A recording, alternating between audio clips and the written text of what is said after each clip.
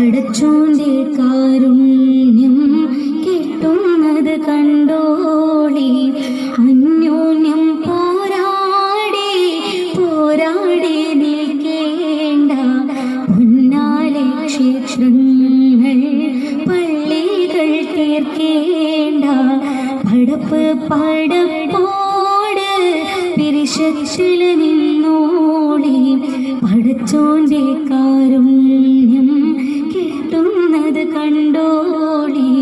അന്യോന്യം പോരാടി പോരാടി നിൽക്കേണ്ട പൊന്നാലെ ക്ഷേത്രങ്ങൾ പള്ളികൾ തീർക്കേണ്ട.